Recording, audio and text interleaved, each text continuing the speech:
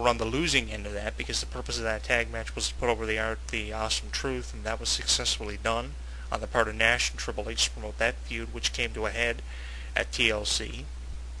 By the way, if you want to see Kevin Nash, he's in that Monster Brawl movie with Jimmy Hart, which is on a number of different movie networks, on satellite and digital cable provision, and it's also on DVD and Blu-ray for those who haven't seen it. If you want to get a glimpse of Kevin Nash and what he's been up to over the last 6 months, Monster Brawl is the way to see him. But the thing is, DX coming back, is there a purpose for this? Will we see them regularly? I would love to see DX regularly, but there's the thing. No matter how fun DX's return may sound, there really is no purpose for him, because the end of an era match was so good.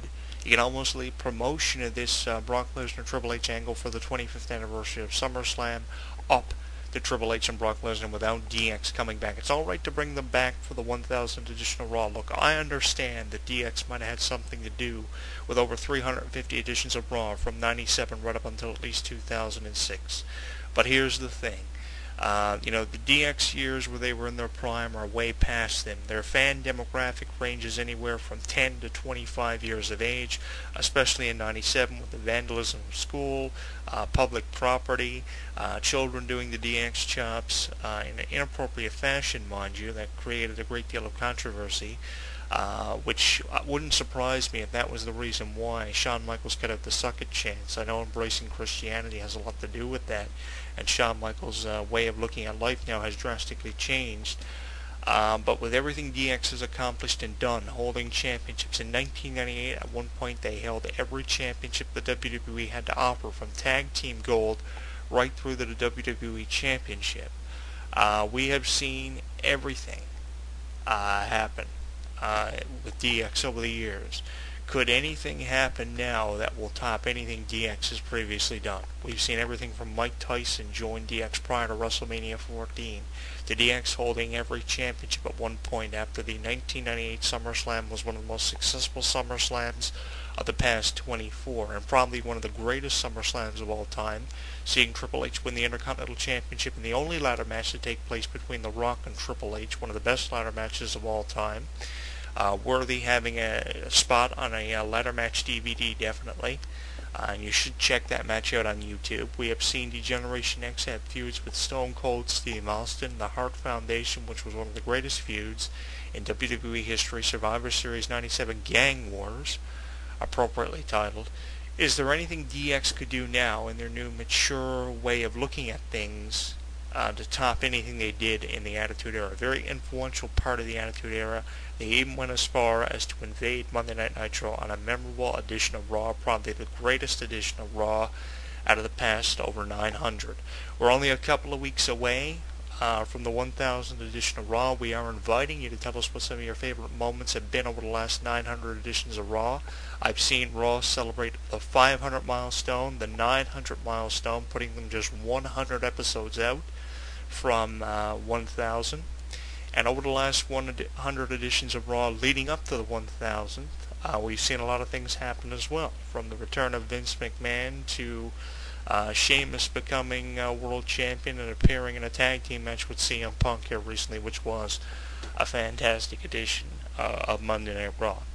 Over the next couple of weeks, in anticipation, with just a few episodes to go, you're going to see a number of legends host Raw. DX will drop by for the 1000th edition of Raw, hopefully to benefit Lesnar versus Triple H, although I don't see DX serving a purpose with this, because you can leave it up to Brock Lesnar and Triple H, and this is why I say you can leave it up to Lesnar and Triple H.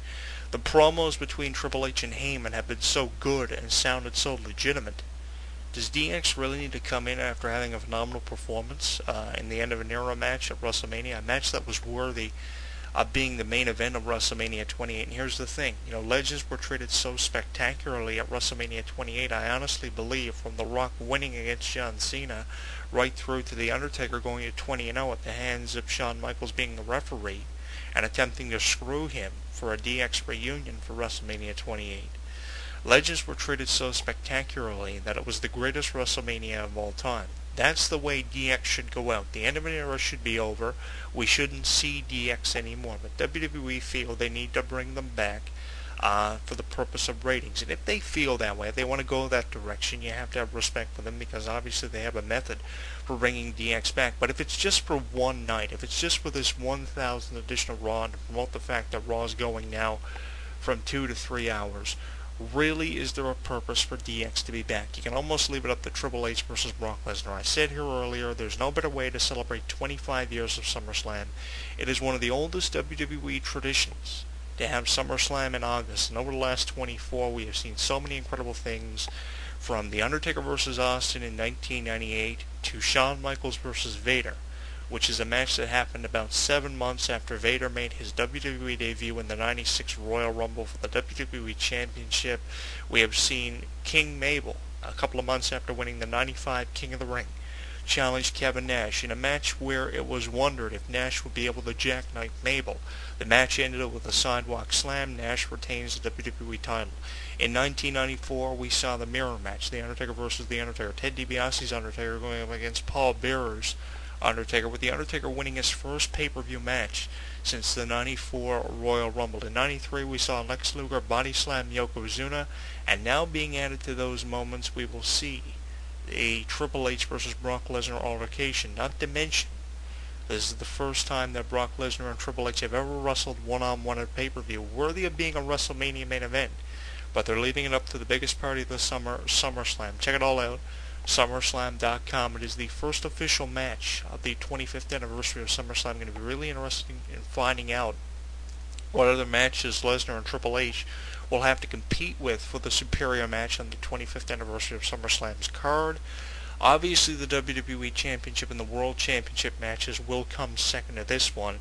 It is a match worthy of being the main event, and with the absence of The Undertaker and The Rock at this year's SummerSlam, it wouldn't surprise me if Brock Lesnar versus Triple H is indeed the main event, and a couple of weeks before the match, it's changed to a no-holds-barred or a Hell in a Cell match. They did it for Taker and Triple H, which might defeat the purpose of a Hell in a Cell match.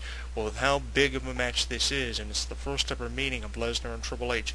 Neither Lesnar has beaten Triple H, nor has Triple H beaten Brock Lesnar. With how big this match is, seemingly being built around control and superiority in the WWE, it wouldn't surprise me if in fact this match was a no-holds-barred or Hell in a Cell match. What kind of stipulation would you love to see thrown in this match if there is one? We saw the cage match with Cena and the Big Show here at the pay-per-view No Way Out, first pay-per-view of No Way Out in over 4 years. If there is a stipulation, what one would you like to see? I'm leaning towards Hell in a Cell or No Holds Barred. It's really, really big. You can't celebrate SummerSlam in any bigger way than by having Triple H versus Brock Lesnar in a match that will definitely make headlines on WWE.com and all professional wrestling news websites throughout the internet. My pick to win is Brock Lesnar, and I said it here earlier on the show. Why I'm picking Brock Lesnar is because Lesnar did not come back to lose. Lesnar's got to beat somebody, and it wouldn't surprise me if it's Triple H. And I honestly believe that Lesnar is the only guy in a position right now to defeat Triple H. Why I say that is because Triple H has had so much momentum over the last year since becoming the COO of the company, and with the role of Triple H in the WWE being really uncertain right now, Triple H is in a position right now to lose everything to Brock Lesnar, a former 3-time WWE champion. Lesnar is the only candidate right now in my mind to take everything away from Triple H, and we will find out if at SummerSlam he is successful in doing so. Check it all out, SummerSlam.com. You can follow me on Twitter at twitter.com/JonathanClarke1. You can join the conversation happening on my Facebook page at facebook.com/HW Entertainment, where we invite you to listen to our show through Facebook, Twitter, or YouTube. You can also check out a link to our RSS news feed upon clicking info and scrolling down to the About Me section of our Facebook page at facebook.com/HW Entertainment. And you can subscribe to my YouTube channel at youtube.com/JonathanClarke22, now offering over 700 video archives and featured videos. 3 words here for you, sums it all up. DX is back. WWE are airing promos. Additional information can be found on WWE.com. An extensive history of Monday Night Raw, the longest running episodic television show in over 20 years, with SmackDown occupying the number 2 spot on the top shows in the cable listings. List of popular shows on television, surpassing everything from The Simpsons to Frasier, Monday Night Raw has done it all and accomplished goals that people said in 1993 would never be accomplished by a show that was merely just 1 hour, and the expansion to 3 might be looked at as a risk. It might be similar to the gamble Nitro made a couple of years ago, but it's a risk that WWE are willing to take.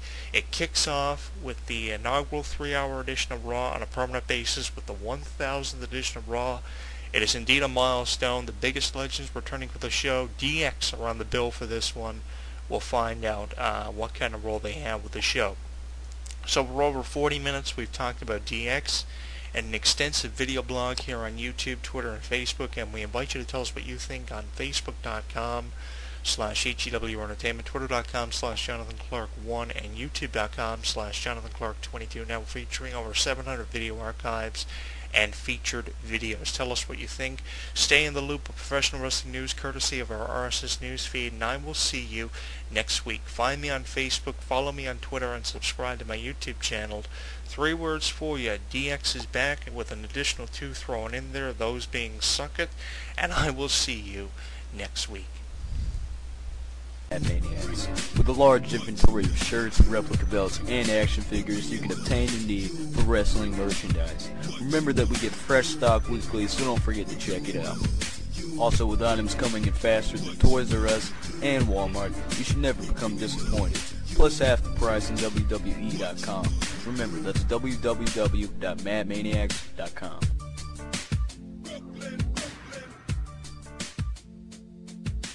Madmaniacs.com.